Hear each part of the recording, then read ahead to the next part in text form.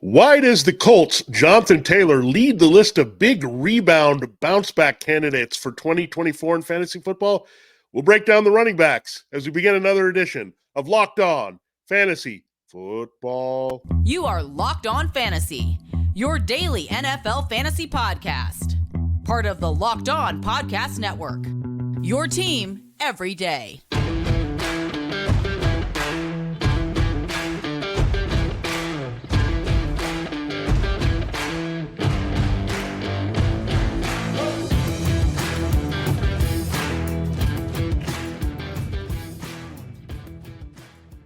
Greetings, everyone, and welcome to another edition of the Locked On Fantasy Football Podcast. As usual, I'm one of your co-hosts, Vinnie Iyer, and when I'm not doing this, I'm writing about NFL fantasy and betting for sportingnews.com. Hey, I'm Michelle Magdziuk, researcher at NFL Network and fantasy analyst for NFL.com.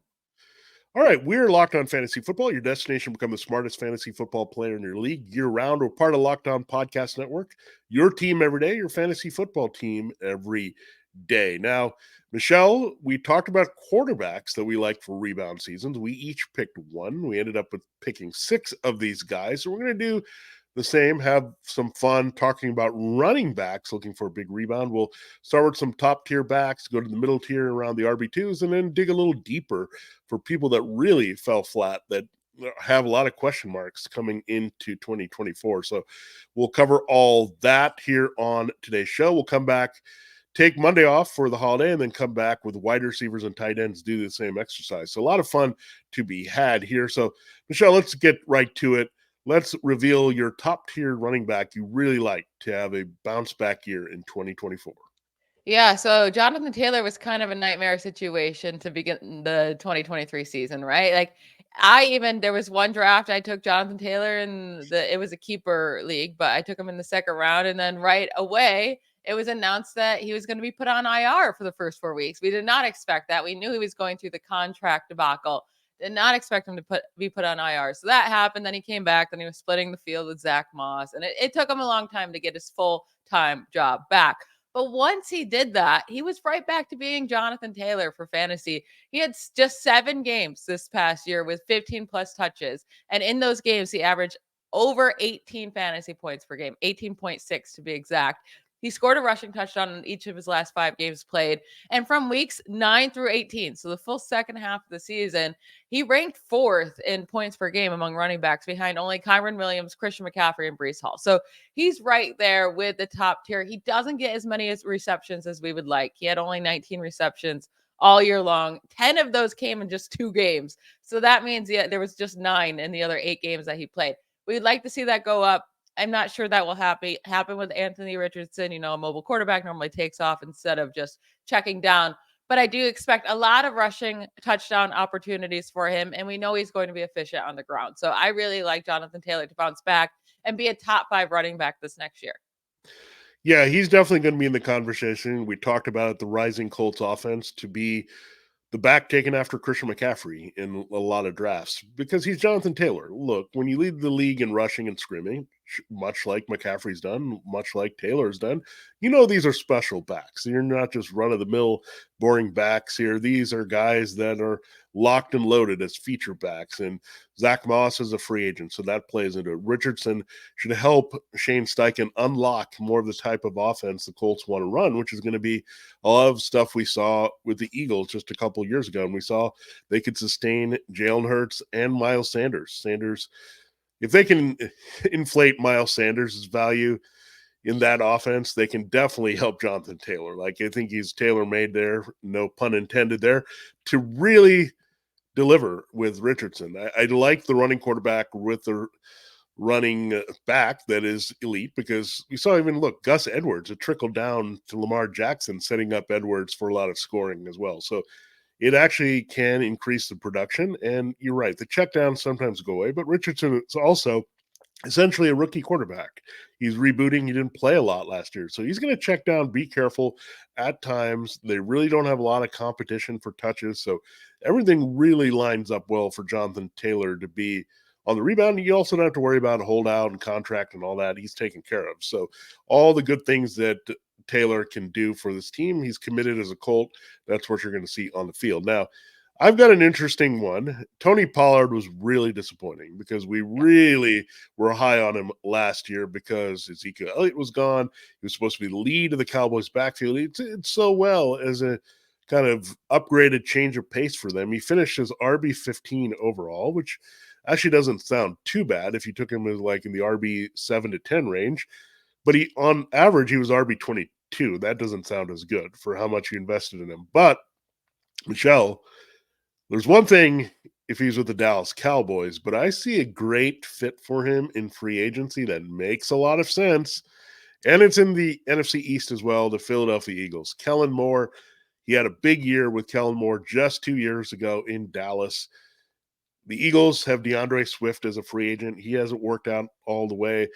Pollard is that type of back, right? A little explosive, but can finish well if you give him the opportunity and really punch it in. Now, we know Jalen Hurts is there, and he's not going to score that many touchdowns again. Like, his body's taken a lot of abuse, so they need to relieve it. And I think part of it is that Swift just wasn't very effective as a power back, where Pollard can be. I think last year was an anomaly. I think he didn't get a lot of help from the Cowboys' offensive line inside the red zone, and they kind of threw a lot to more effectiveness with Dak Prescott. So Pollard, I think there's really a question if the Cowboys are going to bring him back. I mean, they paid him at the franchise tag value, but he didn't produce anywhere near that. So I think the Eagles can get a discount on him, reunite him with Kellen Moore. So I think that's where the numbers could go up. And if he stays in Dallas and they don't have a lot of competition, I'm also confident that they can get back on track. There could be a little touchdown regression from Prescott throwing, and maybe get him a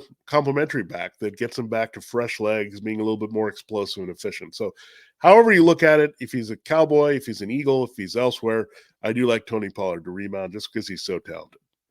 Yeah, I'm not sure with the whole talented thing though. That's the question, right? Was because coming off the 2022 season, it was like, yeah, wow, this dude every time he touches the ball, he breaks it off. I can't wait for him to be a lead back, but some backs are better as change of pace backs. They get in with Yeah. fresh legs, and that's when they're going up against defenses that are tired. They're fresh because they're splitting the backfield greatly, right? Like Pollard got a lot of rest, and maybe that's why he looked so much more fresh and was able to break long runs off. Like anytime I watch the Cowboys, there was never a moment where I was like, wow, Pollard impressed me. Like, wow, that was really nice. Like, there's like never. I actually cannot remember a play this year where Pollard was like, damn, that was a good run.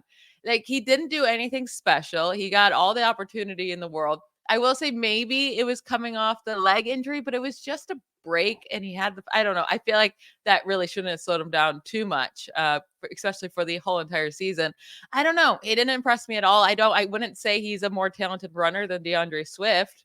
Right. So I don't know if him going to the Eagles, where Hurts is always going to steal those rushing touchdowns. Maybe not 15. That's not going to happen again, probably. But he's still going to get around 10. And then they're still so inconsistent with the way they use their running back. So I'm probably off Tony Pollard for being a top 3 round pick. If he starts to drop in drafts and he lands in a nice spot and he's going to get volume, then of course I'll go back on him. But I was shocked by how just a guy he looked like this year. Yeah, and he might be just a guy, but Miles Sanders is just a guy, and Yeah. he was in this right system with Philadelphia and produced, and then he But was Miles just Sanders wasn't ever really good for fantasy either, though. It's not like you were well, dying for he Miles did have Sanders. a really good year, though, in Philadelphia, in the Shane Steichen system, where now you have the Tony Pollard system, which is very well known with Kellen Moore there. So, and we know Kellen Moore added up to Pollard's best year. So there's that familiarity. I don't think they used him well with also – they were a little bit poor all overall offensively with the running game with Brian Schottenheimer and Mike McCarthy. They got enamored with going pass happy and throwing downfield because that's what they could do. And I think their offensive line got a little long the tooth, where we know Eagles will see about Jason Kelsey, but they're still pretty strong up front. And again, Kenneth Gainwell, DeAndre Swift, they could blow up this backfield and give Pollard a good opportunity, put him in with a power back that they draft or something, and then it's a really good situation. So I think they could recreate what they had in Dallas with Kellen Moore. So if there wasn't that lifeline out there, I would feel a little less confident with Tony Pollard, but I think that makes a lot of sense. We've seen it happen before. DeMarco Murray was a Cowboy, went to the Eagles. So this type of stuff happens all the time between these two teams. So again, I actually would be more enthused, Michelle, if Tony Pollard's on a new team versus staying on the Cowboys. So I'd add a little twist to it, but that's how I feel on him. And I'll have another guy just like this later in the show. Don't you worry about that. Before we do that and break down 4 more running backs for you, we've got to hear from another of our fine sponsors. All right. It's a big weekend still in sports. We know the Super Bowl is over, but it's NBA All-Star weekend. It's kind of fun to watch all the stars go at it here on the same court. And we know it's a big weekend for the NBA. It's the biggest there where you can see the controversy and see who's in the lineup, out of lineup. But we want to lock into all of it. And maybe you're chasing all the college basketball great storylines we have with Caitlin Clark continuing her quest on the top of the NCAA record book. Well, you might be home and wanting to watch all these sports, and you need DoorDash to come to your aid for this. Why wouldn't you? They're going to give you everything you need that you want here. And really, going back to the Super Bowl was such a great game. You didn't want to leave, right? You wanted DoorDash to take care of you. And DoorDash just went all in for game day, giving all the stuff from all the ads to one lucky winner. That's really crazy. So, they're going to take care of you if they're going to take care of someone big time. So check it out. DoorDash is where you want to get ready with your watch party or anything party. Football season may be over, but basketball is here, the school year, anything you need it for, DoorDash is here to help. Get dinner for tonight, groceries for the week, anything you need from DoorDash there. Check it out. DoorDash, your door to more. Head to the DoorDash app to get everything you need delivered to you. All right, Michelle, let us continue with the show, and we're going to reveal our middle tier running backs. These are guys that finished around middle of the pack, right, that we think can finish as solid RB2s this year that were a little bit of a letdown last year. So I'll start with your pick. It's a good pick because I sign off on it. And also I had him on my team last year, and I was fortunate to have Ezekiel Elliott, but I think this guy actually might benefit from no Ezekiel Elliott, unlike Pollard. Yeah, so Ramondre Stevenson, there I go back and forth on some guys based on their value, right? And Yeah. based on their cost. So in 2022, I really like Stevenson as a sleeper. 2023, he was going way too high for me because I think the volume's there. I think he's talented enough. I don't think he's special. So when he was going in like the 3rd round, it was just too much for me. But now, again, I think his value, his cost will drop a bit. And I'm interested in him again now if his value and cost is lower, right? So he's turning just 26 years old. So still plenty young enough for a running back to have a very good fantasy season. Changing coaching styles, very likely to change the quarterback. They're going to add pieces, but they're also going to lose Kendrick Bourne most likely. Well, he tore his ACL, so he probably won't be back to start the season anyways, but also he's a free agent. So Stevenson's still going to get a lot of targets no matter who they bring in. But I do like that they're going to change the quarterback because they need to, right? And I think it was time for Belichick to leave as well. But now also Ezekiel Elliott's in free agency too. So I do think that Stevenson's going to own this backfield again. He started very slow last year, but he did start to come along in the middle of the season, right? From weeks 1 through 5, it was atrocious. He was averaging just 9.1 fantasy points per game in full PPR. I mean, absolutely terrible. But then he started to get going before he got his injury in week 13 in the first quarter, and then he missed the rest of the season. But from week 6 through 12, he was averaging 16.2 points per game. His yards per carry like doubled. He was almost at 5 yards per carry during that span. He was killing it, getting more targets, scoring rushing touchdowns. Like he was starting to get going. And then unfortunately suffered this season-ending injury in week 13. But I think he'll come back to that in starting next year, right? He should own this backfield again. I think this offense can't be any worse than it was this past year. It can only get better. And we know that he has the receiving chops. And if he's going to cost me, a 6th rounder, I'm perfectly happy with that 6th, 7th rounder. I just didn't want to pay up for him last year, but I think he's going to get plenty enough volume, especially targets, to make him a really nice draft cost next year. And I think he can definitely be an RB 15 or higher in points per game. And he's going to be a really nice value. Yeah, I like Ramondre Stevenson, the player, quite a bit. Now, the Patriots also have to look at their offensive line. They've got a couple key pieces, Trent Brown, Mike Owenu, who are free agents, so they have to make sure they bring them back. These are pretty good run blockers. Hunter Henry was also pretty good, so they're going to have to figure that out if they let him walk at tight end. So there's things there, and then you're worried about the quarterback. Are they going to be a really good offense here if it's a Drake May taking lumps, and will they be behind in games and taking some hits that way? But what I like about Stevenson in that fact, he's a good security blanket back. He's a good receiver. So you could throw to him and be an outlet and have a lot of checkdowns. If it's a rookie quarterback or a veteran bridge quarterback, they could trust him that way.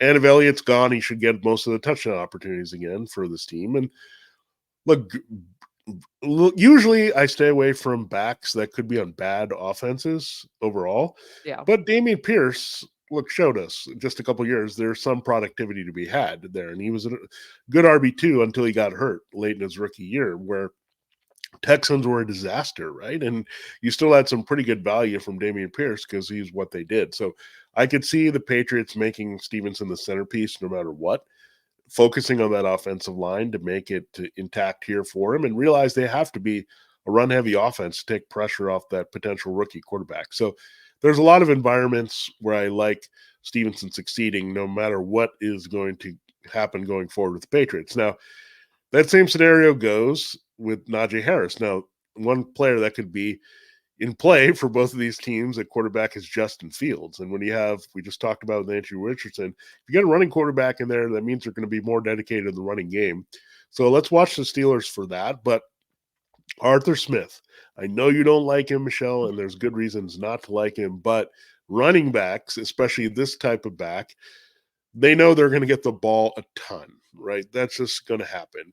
And really, they can't trust Jalen Warren to stay on the field. See, this is a little bit different, right? Because Jalen Warren has got maybe that little juice that Bijan Robinson might have had, but we know where Arthur Smith leaned a lot. He wanted Tyler Algier in the game. So you get a little bit of a hybrid of Algier and Robinson there in Najee Harris. So if he gets the volume, and look at those last 4 weeks, Michelle, he came on strong. And I think the offensive line gelled a little bit more down the stretch. And what did they have? They had a legit quarterback at the end of the season where Mason Rudolph was at least competent, right? He wasn't remedial the way that Mitchell Trubisky or Kenny Pickett were for much of the year. He was okay. He was distributing the ball, moving the offense a little bit. And that's all you needed to get Harris going. A little blocking, a little bit of threat in the passing game. So you didn't need a lot to get going. I think they took way too long to figure out how to get the running game going, especially adding Isaac Samalo there up front and also investing in the draft to tackle. So I think some of those things will come better to fruition. I think you build on those last 4 games that Harris did. And I think, Mike Tomlin, he wants to be this running defense type team. That's his ideal goal. He wants to win these ugly games. He doesn't necessarily want to open up the offense. He wants to help his defense. So all those signs, that's a lot of stuff I went over here, Michelle, but that's why I like your guy, Najee Harris, and I don't like too much more in the Steelers offense. No, I'm with you. And I don't know how much I like Najee yet, right? A lot of it will come down to their signings. They have to fix their center. Mason Cole is like the worst center in the league. Yeah. They have to upgrade there. They have to upgrade at tackle. Broderick Jones is great, but then they kept moving to the right and the left. He's better on the left. Keep him in the left. Hopefully he stays there. Replace Dan Moore Jr. He should not be a starter in this league. So they have to replace those 2 pieces on the line. And then instantly I will be higher on Najee. We'll see who the quarterback is. But then also, I want Najee to remember how he plays the second half of the year. It takes him a full half of a year to realize, oh, I'm way better when I just run forward. He's not the type of player that's going to make you miss in the backfield. And he likes to play around with that. No, just use your power and run forward. It's he realizes that at the end of every year. And if he would just do that to begin with, he would be great. But it just takes him too long to realize that. But there's a lot of things that play there. He could definitely be a really nice value in drafts. But first off, fix the offensive line, and then I'll be with you there, Vinny. Yeah, Arthur Smith, you know what he's going to do, though. He's the guy that also coached Derrick Henry. He's going to say, run, pound it, go through, fight those holes. It's not exciting, but it might be what the Steelers want most, and Arthur Smith's going to deliver that, and he's going to put that mindset in Najee Harris and give him the ball, feed him the ball often in this one. So I do like that aspect as much as Arthur Smith stinks in a lot of aspects, he can coach a running game to some success. We were just frustrated with the personnel usage. Yeah, absolutely. In our next segment, you're going to give us some faith in a guy who really, really disappointed fantasy managers this year. And then I'm also going to give you some faith on a rookie that we expected to maybe break out in his rookie year. That did not happen in the slightest, but I think it could happen in his second year. So we'll get to that after we hear from our great sponsor, Nissan. Are you the kind of driver that likes to push things a little further? Our friends at Nissan have a lineup of SUVs with the capabilities to take your adventure to the next level. The 2024 Nissan Rogue is perfect for city drives and great escapes. Its class exclusive Google built-in will be your always updating assistant to call on for almost anything.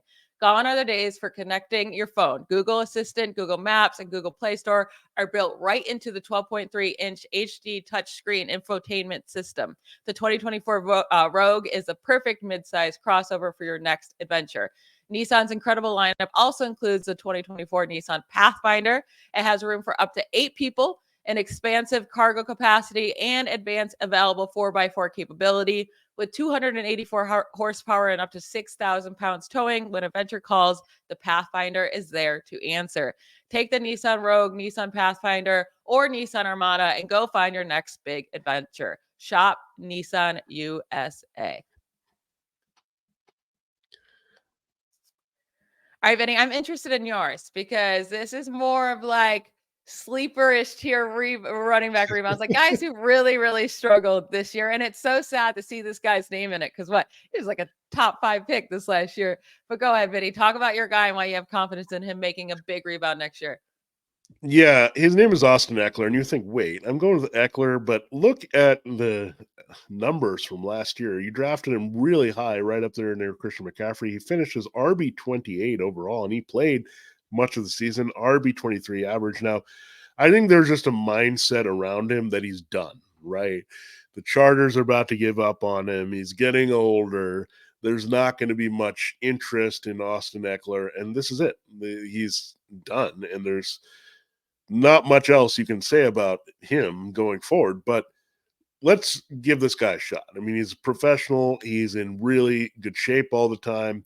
And he's had some nagging injuries and the volume has been there, but he does a couple things well here. And he does have some satellites that are really going to help him in terms of his familiar coaches in other places that could really come through. Now, I mentioned Tony Pollard for the Eagles.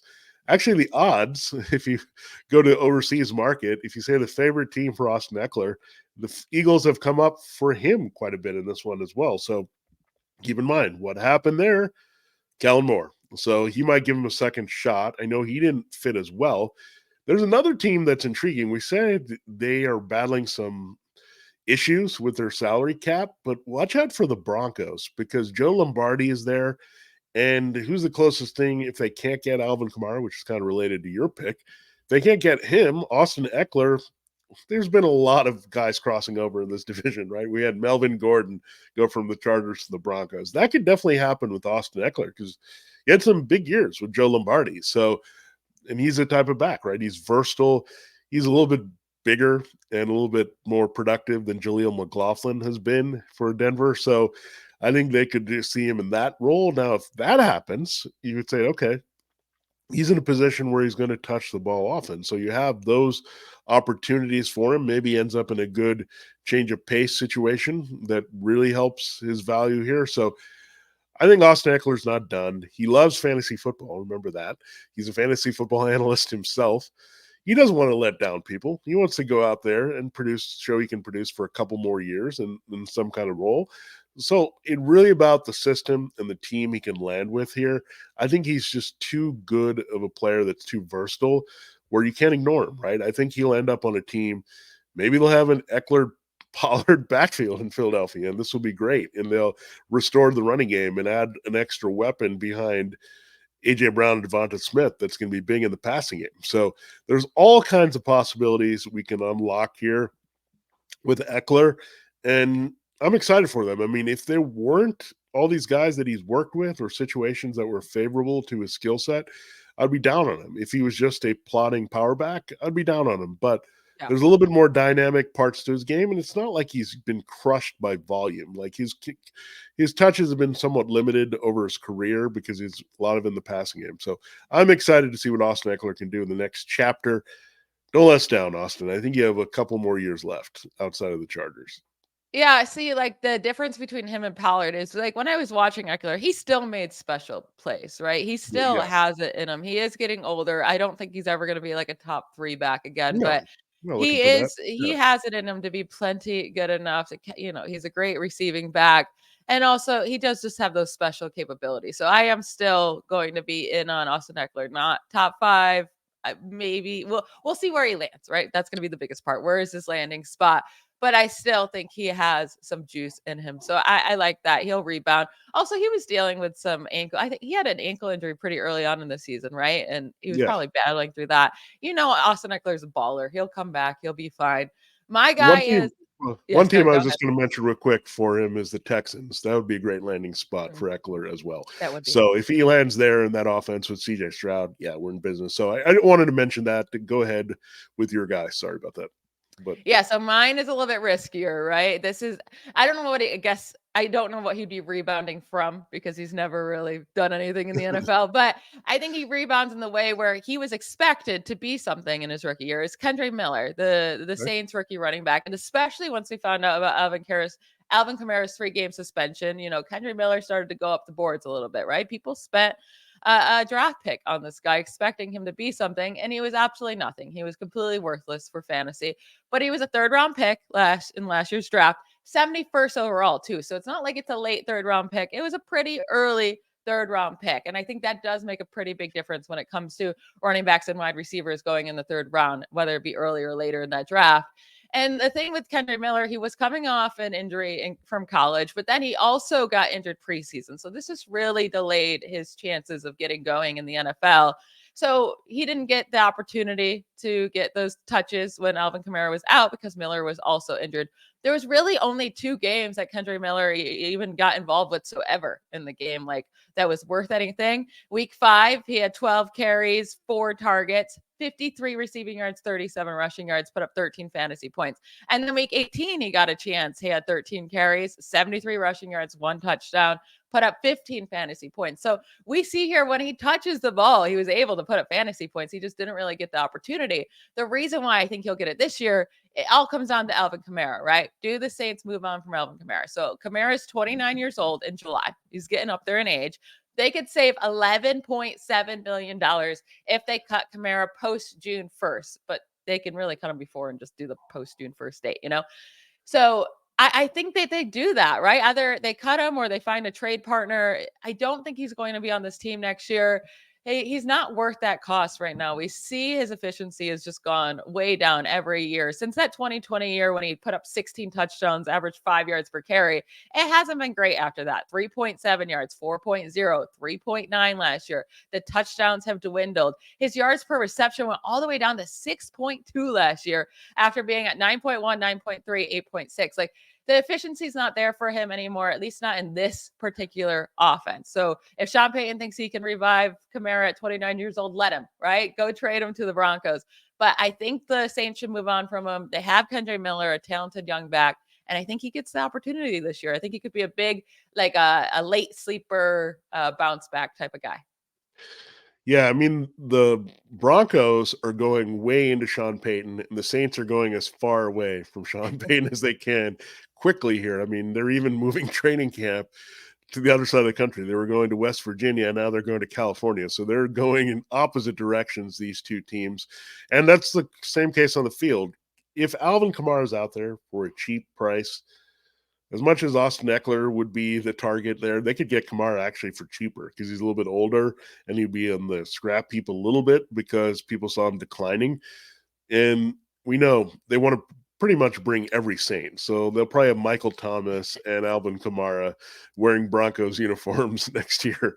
And that's where you'll go. And they'll try to get Drew Brees out of retirement probably too. But Kamara, I think, would fit there. So we can help each other out here. We can send Kamara there. Jamal Williams needs to get out of town. He was terrible.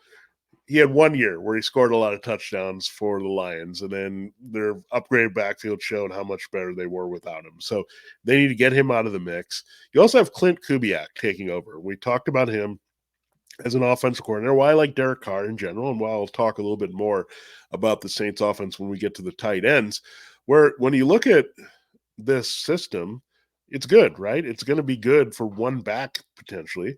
And Kendre Miller, look, I think he would fit well in the zone blocking type scheme. They need to do some things on the offensive line, right? Ryan Ramczyk is coming off a big injury, and they got to be concerned about that, the right tackle. So there's things that the Saints need to upgrade there. They didn't really get a good draft pick in Trevor Penning. He's been a bust here.